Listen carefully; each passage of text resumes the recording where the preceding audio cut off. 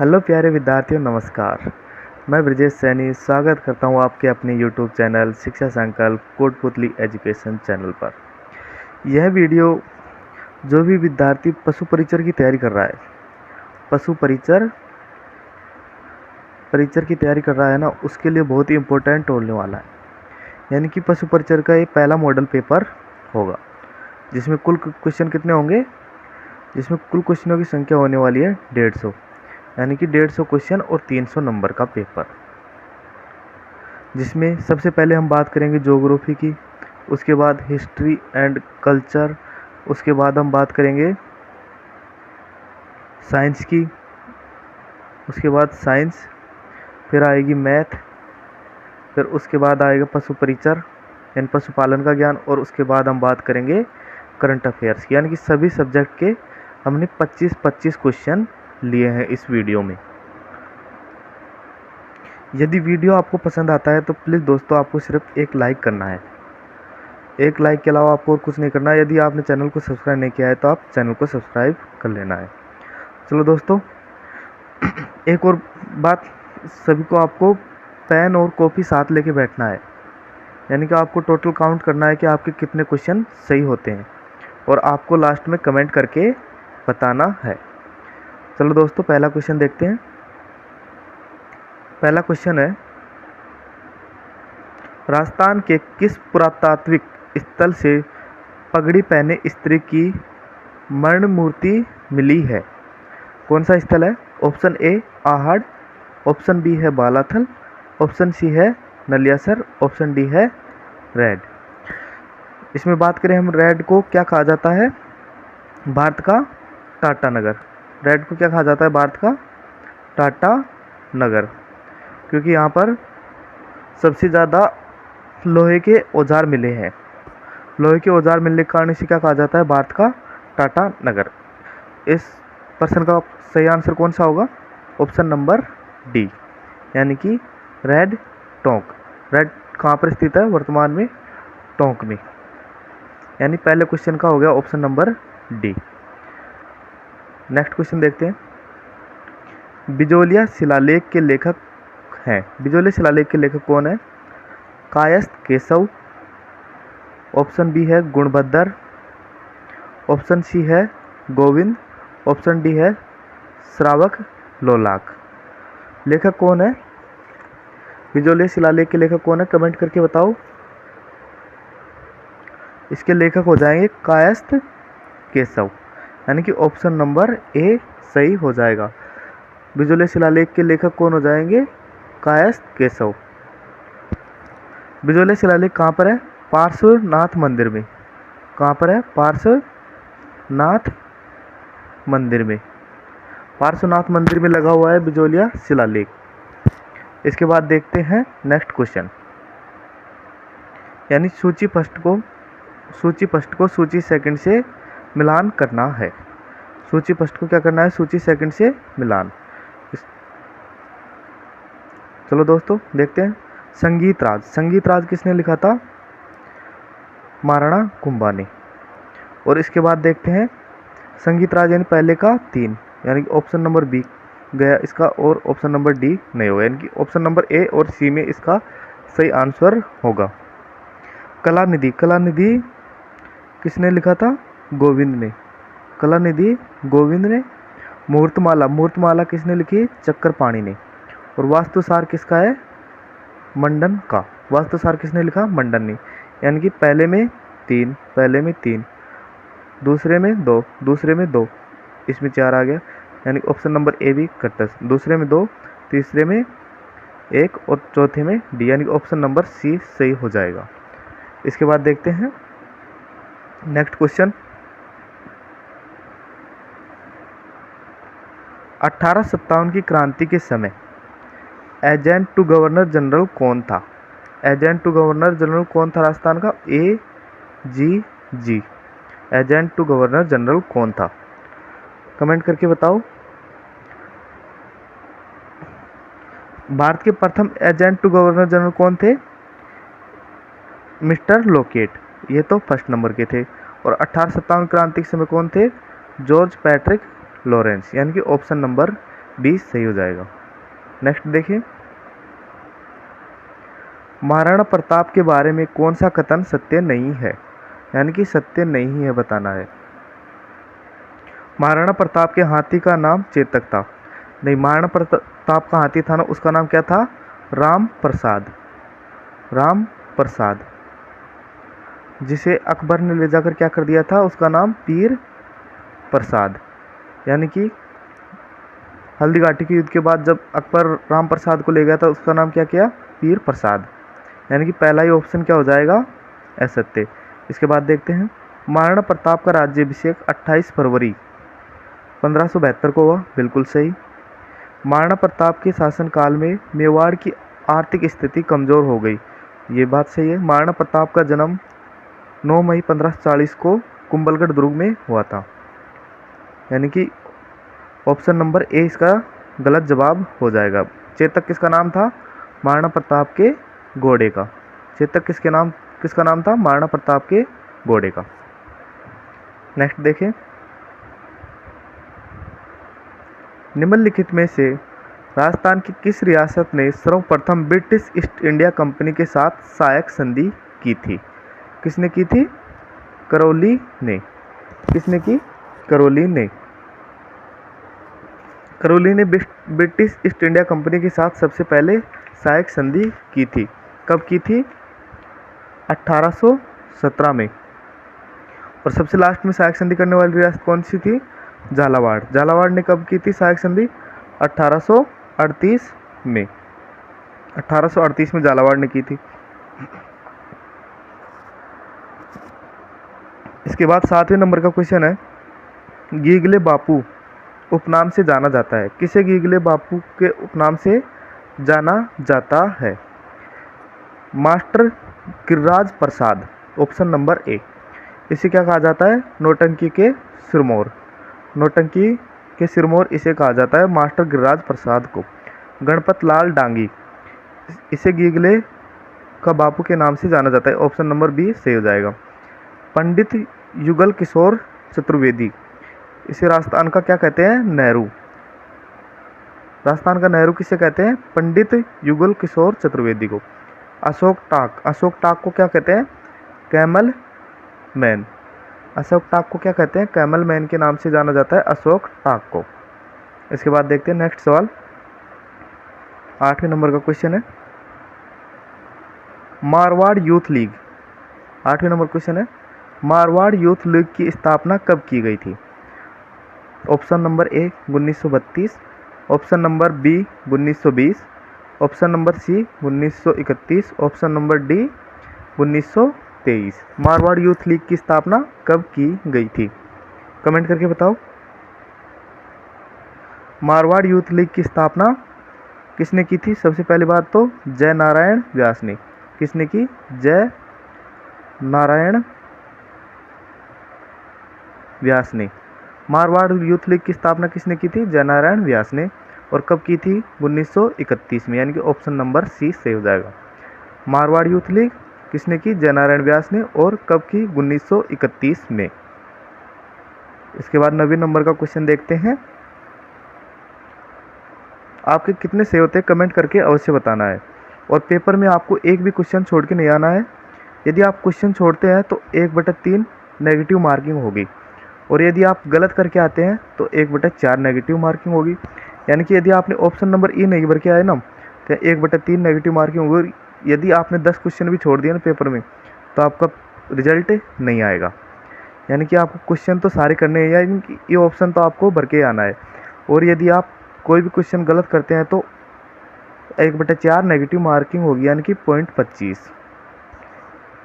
ये बात आपको शायद पता होगी पहले से। नेक्स्ट देखते हैं, राजवी, सरदार, मुत्सद्दी और गयानत संबंधित हैं। ये किससे संबंधित है? मेवाड़ के सामंत से, कोटा के सामंत से, जयपुर के सामंत से और मारवाड़ के सामंत से। किससे संबंधित थे? कमेंट करके बताओ। 9वें नंबर का क्वेश्चन है ये। इसका सही जवाब हो जाएगा कौन थे? मारवाड़ के सामंत। मारवाड़ के क्या थे? सामंत। राजवी किसे कहते थे? जो राजा के निकट संबंधी छोटे भाई राजवी कहलाते, मतलब जो राजा के भाई बंधु होते थे ना, क्या कहलाते? राजवी। सरदार किन्हें कहते थे? सरदार ये 4 उपश्रेणियों में बटे हुए थे मतलब सरदारों को। और मुतसिद्दी किसे कहते थे? जागीर प्राप्त अधिकारी होता है ना, उसे क्या कहते थे? मुतसिद्दी। उसके बाद गयानत, गयानत किसे कहते थे? बाहर से आए हुए सरदारों को क्या कहते हैं? गयानत। इसके बाद देखते हैं नेक्स्ट 10वें नंबर का क्वेश्चन है, चिरवा सेवा समिति का संबंध किस किसान आंदोलन से है? किस किसान आंदोलन से है? चिरवा सेवा समिति का संबंध किस किसान आंदोलन से था? जयपुर किसान आंदोलन से। किससे था? जयपुर किसान आंदोलन से। चिरवा सेवा समिति की स्थापना कब की गई थी? 1918 में। कब की गई? 1918 में। कहाँ पर? शेखावाटी में, शेखावाटी क्षेत्र में, यानी कि ऑप्शन नंबर ए सही हो जाएगा। चिरवा समिति का संबंध किससे था? जयपुर किसान आंदोलन से। स्थापना कहाँ पर की गई थी? 1918 में, शेखावाटी क्षेत्र में। नेक्स्ट क्वेश्चन देखते हैं, मानगढ़ नरसंहार कब गठित हुआ? कब गठित हुआ? 17 नवंबर 1913 को। मानगढ़ नरसंहार कब गठित हुआ? 17 नवंबर 1913 को। इसमें कितने भील मारे गए थे? 1500 भील क्या हुए थे? शहीद। 1500 भील क्या हुए थे? शहीद। इसके बाद देखते हैं 12वें नंबर क्वेश्चन। 12वें नंबर क्वेश्चन क्या कहता है, राजस्थान केसरी समाचार पत्रिका का प्रकाशन किसके द्वारा प्रारंभ किया गया? राजस्थान केसरी विजय सिंह फतिक, यानी कि ऑप्शन नंबर सी सही हो जाएगा। गणेश शंकर विद्यार्थी कौन सा समाचार पत्र निकालते थे? प्रताप। कहाँ से निकालते थे? लखनऊ से। इसके बाद नवीन राजस्थान की बात करें तो ये भी मान विजय सिंह फतिक का था, नवीन राजस्थान। और एक तरुण राजस्थान, तरुण राजस्थान, ये सब किसके समाचार पत्र थे? विजय सिंह फतिक के। इसके बाद देखते हैं 13वें नंबर क्वेश्चन, सबसे पहले मांगीलाल भव्य, इनका क्या करना है? सुमेलित नहीं है। कौन सा सुमेलित नहीं है? मांगीलाल भव्य झालावाड़ से संबंधित थे, यानी कि ये तो सही हो जाएगा। इसके बाद देखते हैं हरिनारायण शर्मा अलवर से संबंधित थे, कृष्णदत्त पालीवाल धौलपुर संबंधित थे, जबकि छगनलाल चौपासनी वाला ये मेवाड़ से संबंधित नहीं थे। मेवाड़ से संबंधित कौन थे? माणिक्यलाल वर्मा, एक तो माणिक्यलाल वर्मा हो जाएंगे और एक हो जाएंगे बलवंत मेहता, यानी कि मेवाड़ संबंधित कौन कौन हो गए? माणिक्यलाल वर्मा और बलवंत मेहता। कृष्णदत्त पालीवाल धौलपुर से, और हरिनारायण शर्मा ने कौन से प्रजामंडल की स्थापना की? अलवर की। और मांगीलाल भव्य ने झालावाड़ प्रजामंडल की क्या की थी? स्थापना। रियासत विभाग की स्थापना कब की गई? कमेंट करके बताओ, रियासत विभाग की स्थापना कब की गई थी? 5 जुलाई 1947 को। किसने, इसका अध्यक्ष किसे बनाया गया था? सरदार वल्लभ भाई पटेल को। और सचिव कौन था? वीपी मेनन। यानी रियासत विभाग की स्थापना 5 जुलाई 1947 को, और अध्यक्ष बनाया गया सरदार वल्लभ भाई पटेल, और सचिव कौन थे? वीपी मेनन। यदि वीडियो आपको पसंद आ रहा है तो प्लीज़ दोस्तों एक लाइक अवश्य करें। राजस्थान एकीकरण के समय चतुर्थ चरण के किस नाम से जाना जाता था? किस नाम से जाना जाता था? वृहद राजस्थान के नाम से, यानी कि ऑप्शन नंबर ए सही हो जाएगा। कौन सा सही हो जाएगा इसका? ऑप्शन नंबर ए सही हो जाएगा, जिसमें 4 बड़ी रियासतें मिलाई गई थी, जयपुर, जोधपुर, जैसलमेर और जालौर। जयपुर, जोधपुर, जैसलमेर और बीकानेर, सॉरी। इसके बाद देखते हैं 16वें नंबर का क्वेश्चन,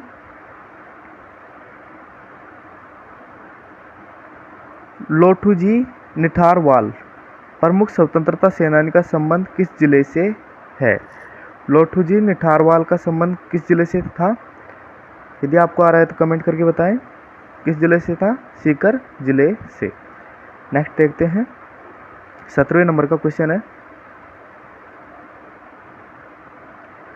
17वें नंबर का क्वेश्चन, महिलाओं के साथ किए गए दुर्व्यवहार के विरोध में कटहतल नामक स्थल पर किसकी अध्यक्षता में एक विशाल महिला सम्मेलन आयोजित किया गया? किसकी अध्यक्षता में किया गया था? किशोरी देवी की अध्यक्षता में। किसकी अध्यक्षता में किया गया? किशोरी देवी की अध्यक्षता में। इनके पति का नाम था हरलाल सिंह। किशोरी देवी के अध्यक्षता में किया गया और पति का नाम क्या था? हरलाल सिंह। इसके आगे देखते हैं नेक्स्ट, पंचपाणे निम्नलिखित में से कौन सा पंचपाणे में शामिल नहीं है? कौन सा शामिल नहीं है? मलसीसर ये शामिल है, नवलगढ़ शामिल है, बिसाऊ ये भी शामिल है, जबकि अलसीसर शामिल नहीं है, यानी ऑप्शन नंबर सी सही हो जाएगा। मलसीसर हो गया, नवलगढ़ हो गया और बिसाऊ हो गया। इसके बाद देखते हैं ढूंढलोद और मंडावा, यानी कि मलसीसर हो गया, नवलसर हो गया, बिसाऊ हो गया, एक था ढूंढलोद और पांचवा हो जाएगा मंडावा, यानी 5 पाड़े हो गए। पंचपाणे कौन कौन से हो गए? मलसीसर हो गया, नवलगढ़ हो गया, बिसाऊ हो गया, ढूंढलोद हो गया और मंडावा हो गया। इसके बाद देखते हैं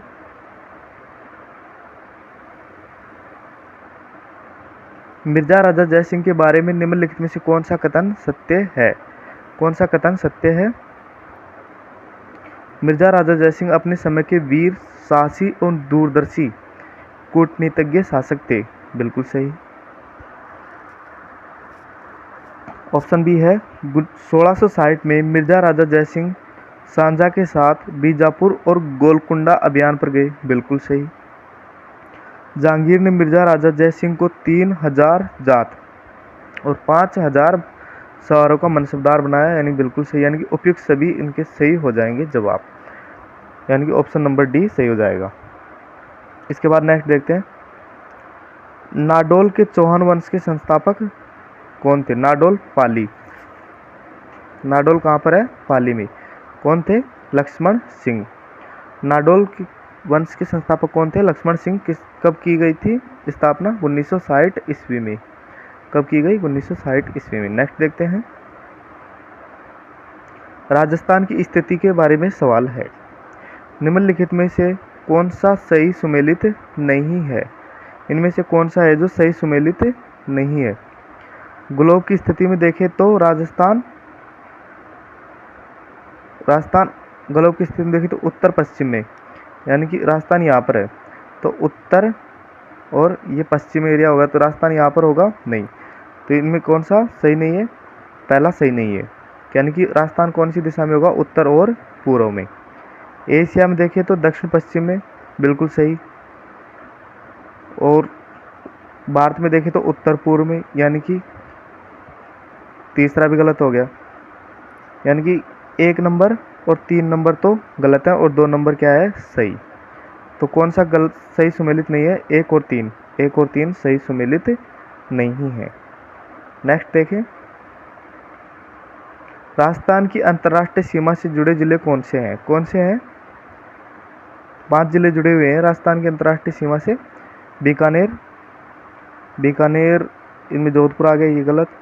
इसके बाद जालोर नहीं जुड़ा हुआ है, हनुमानगढ़ नहीं जुड़ा हुआ है, गंगानगर, बीकानेर, जैसलमेर, बाड़मेर और एक हो जाएगा अनूपगढ़। कौन सा हो जाएगा? अनूपगढ़। इसके बाद देखते हैं 23 नंबर का सवाल। 23 नंबर का सवाल है थार के मरुस्थल के संबंध में कथनों पर विचार कीजिए और सही विकल्प का क्या करना है? चयन। थार का मरुस्थल 33 सागर का अवशेष है। बिल्कुल सही। थार के मरुस्थल की ढाल उत्तर पश्चिम से दक्षिण पूर्व की ओर है, ये हो जाएगा इसका क्या? गलत। राजस्थान के कुल मरुस्थल का 61.11 भाग राजस्थान का थार मरुस्थल स्थित है, यानी ये भी सही हो जाएगा। राज्य की 23% जनसंख्या भूभाग पर क्या करती है? निवास। नहीं, 40% जनसंख्या क्या करती है? निवास। सही पूछा है तो इसका सही कौन कौन से हो जाएंगे? सही हो जाएंगे ऑप्शन नंबर सी, यानी कि 1 और 3 क्या हो जाएंगे? सही। 1 और 3 क्या हो गए? सही, यानी ऑप्शन नंबर सी। नेक्स्ट देखिए नेक्स्ट सवाल है 24वें नंबर का।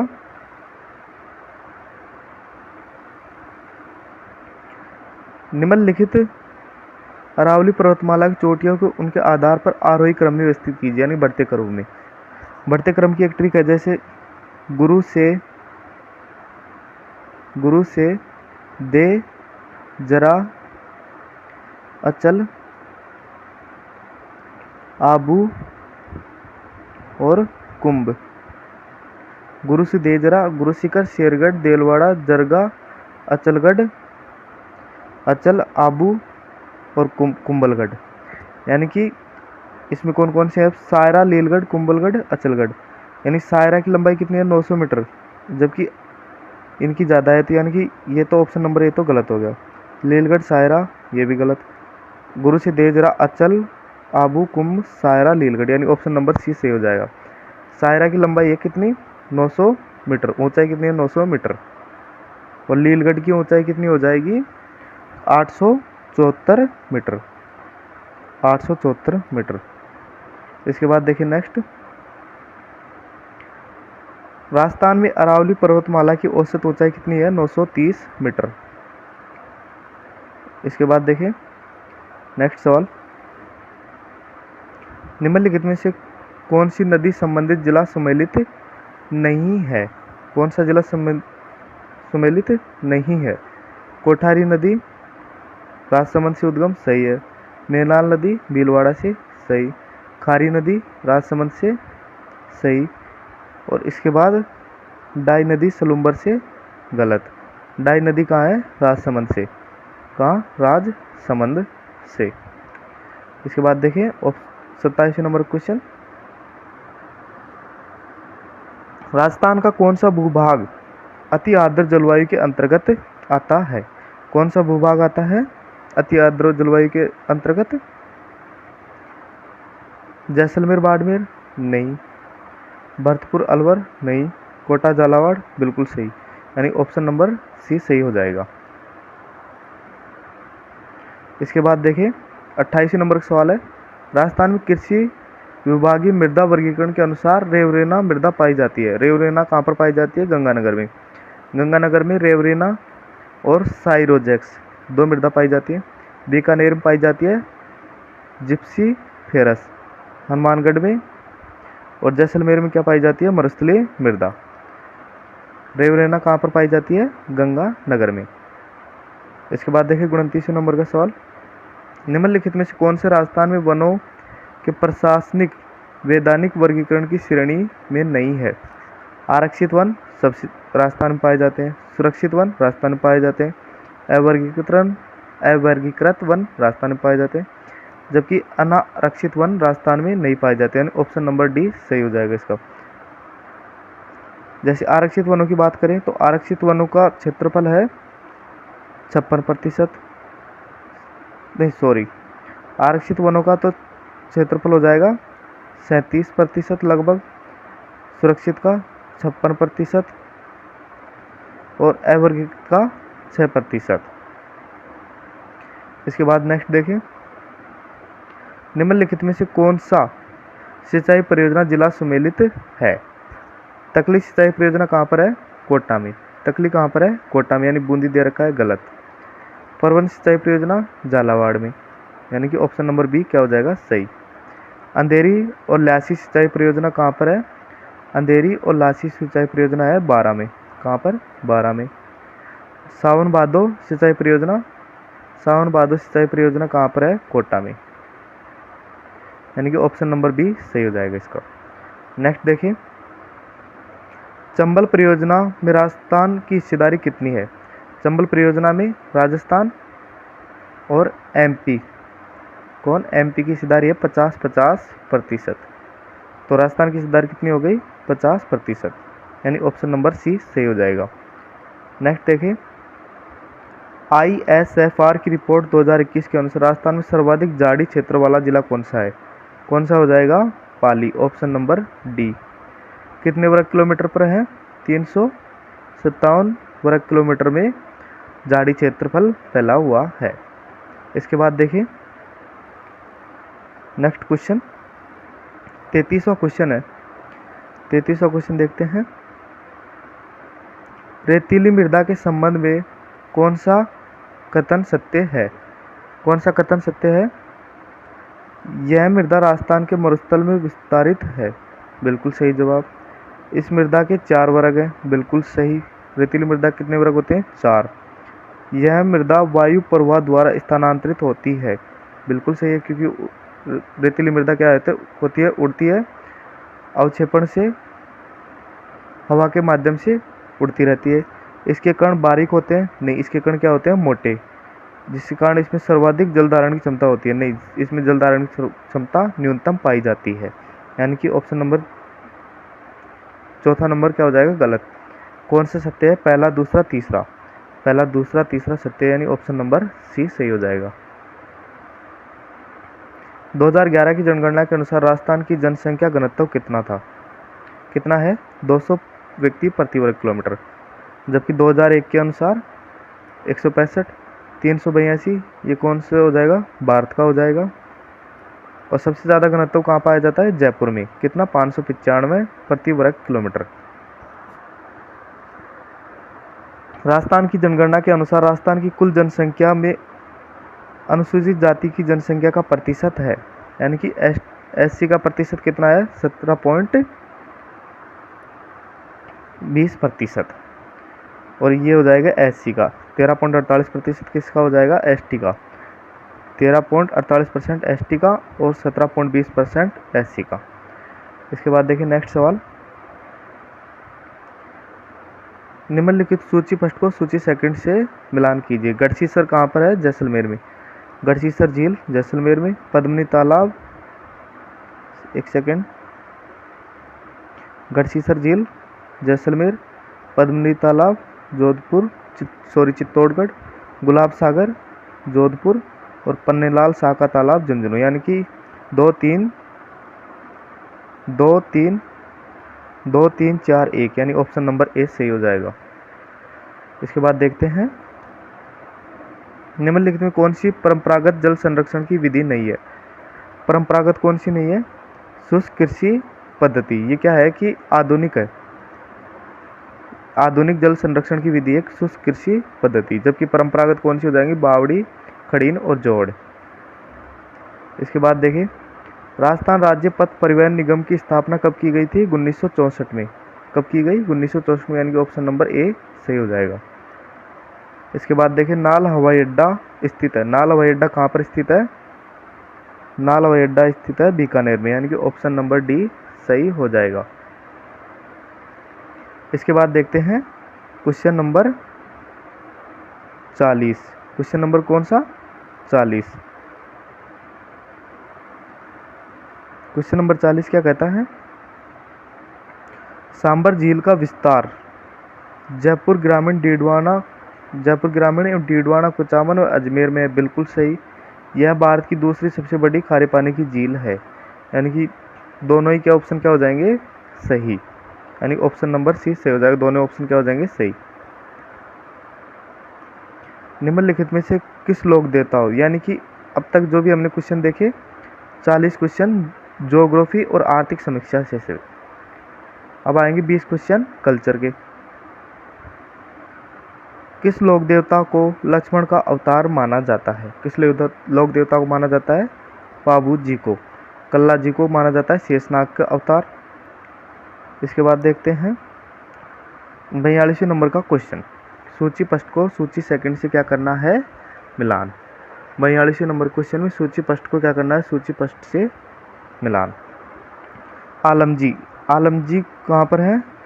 धौली मन्ना बाड़मेर। आलमजी धौली मन्ना बाड़मेर। तल्लीनाथ जी, तल्लीनाथ जी का मुख्य मंदिर कहाँ है? पांचोटा जालोर में। हरिराम जी, हरिराम जी का कहाँ पर स्थित है? जोरडा नागौर में। और देव बाबा नंगला जाज भरतपुर में। यानी कि पहले का 2 और सेकंड का 1, सी का 4 और डी का 3, यानी ऑप्शन नंबर सी सही हो जाएगा। एक बार दोबारा देख सकते हैं।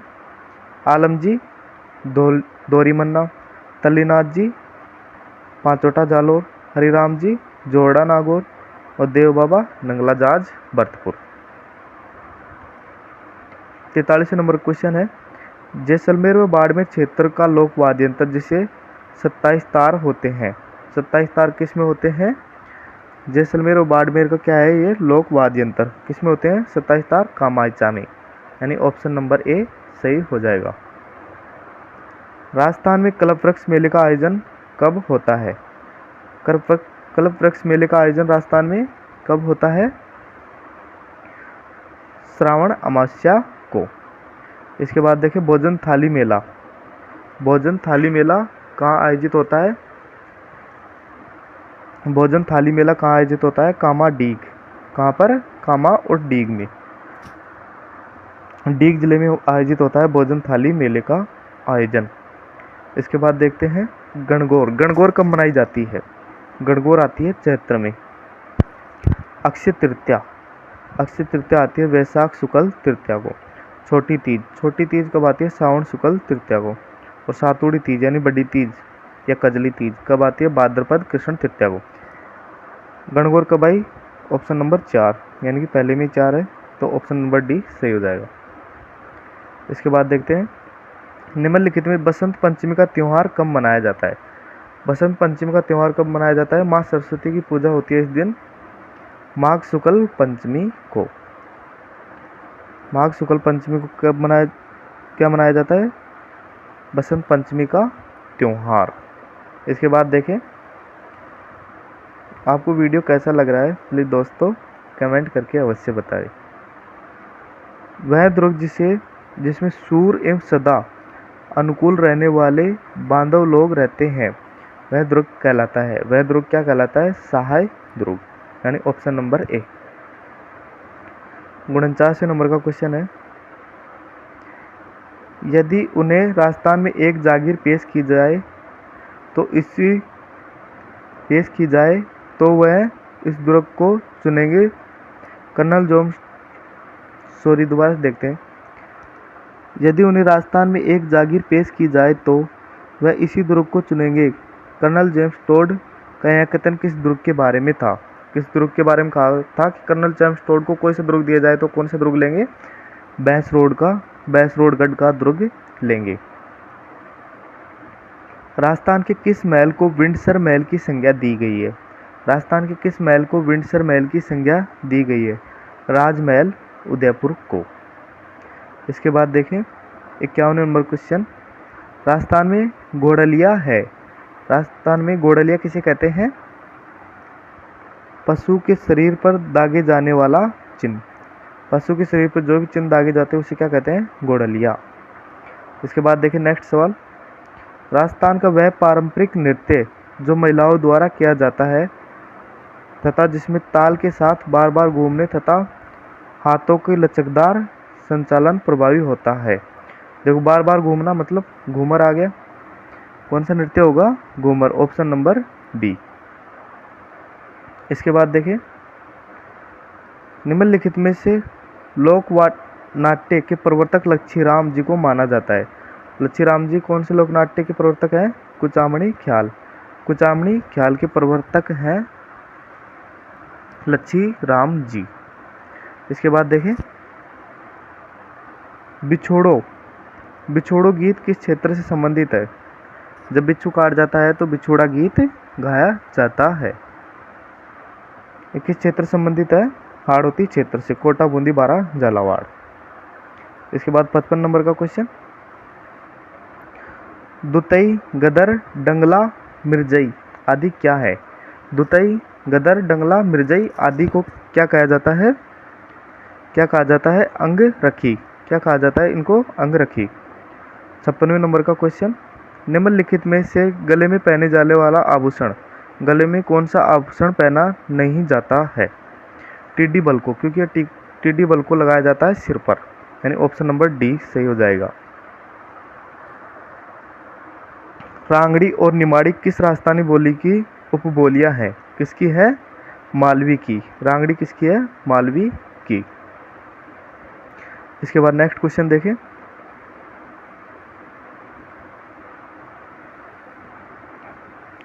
अट्ठावनवें नंबर का क्वेश्चन है,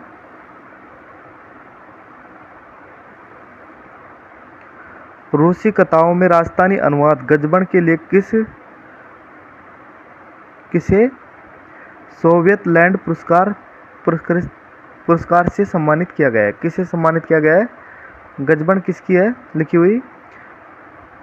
लक्ष्मी कुमारी चुंडावत की, यानी ऑप्शन नंबर बी क्या हो जाएगा सही। जिसे कौन सा पुरस्कार दिया गया है? सोवियत लैंड नेहरू पुरस्कार। इसके बाद देखते हैं निम्नलिखित में से 80 खंभों की छतरी कहाँ पर स्थित है?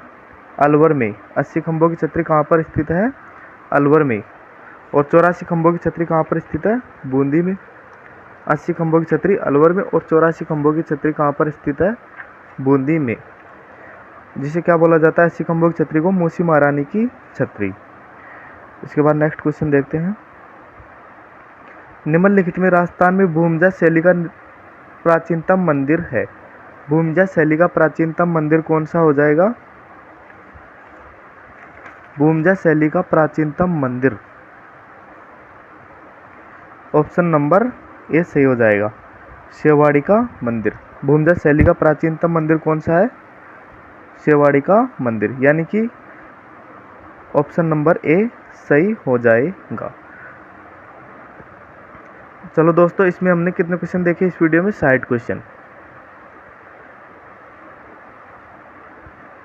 जिसमें हमने राजस्थान ज्योग्राफी और राजस्थान भूगोल और राजस्थान ज्योग्राफी और राजस्थान का इतिहास और कला संस्कृति कवर किए। साइट में आपके कितने सही होते हैं यह आपको क्या करना है? कमेंट करके अवश्य बताना है। नेक्स्ट वीडियो में हम देखेंगे साइंस के क्वेश्चन और पशुपालन के क्वेश्चन। साइंस और पशुपालन, उसके बाद देखेंगे हम मैथ और करंट, यानी कि एक मॉडल पेपर के 3 वीडियो बनने वाले हैं। और यदि आपको एक ही मॉडल पेपर में चाहिए तो आपको कमेंट करके बताना है कि 150 क्वेश्चन आपको एक ही मॉडल पेपर में चाहिए तो। और यदि आपको विस्तार से समझना है तो विस्तार वाला कमेंट करें, और यदि आपको डायरेक्ट ऑप्शन पर टिक करना है तो ऑप्शन वाला। प्लीज़ दोस्तों, वीडियो आपको पसंद आया हो तो एक लाइक अवश्य करें।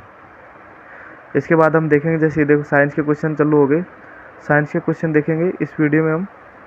इससे नेक्स्ट जो वीडियो बनेगा साइंस के, मैथ के क्वेश्चन भी आएंगे। इसके बाद हम देखेंगे करंट जीके के क्वेश्चन। ये देखो पशुपालन के क्वेश्चन है। और इसके बाद देखेंगे हम लास्ट में करंट जीके के क्वेश्चन, जैसे 16 वित्त आयोग के अध्यक्ष कौन है? अरविंद पनगड़िया। जैसे टोटल वीडियो बनेंगे एक मॉडल पेपर के 3। चलो दोस्तों, वीडियो कैसा लगा आपको कमेंट करके बताना है। वीडियो कंप्लीट देखने के लिए आपका तहे दिल से धन्यवाद।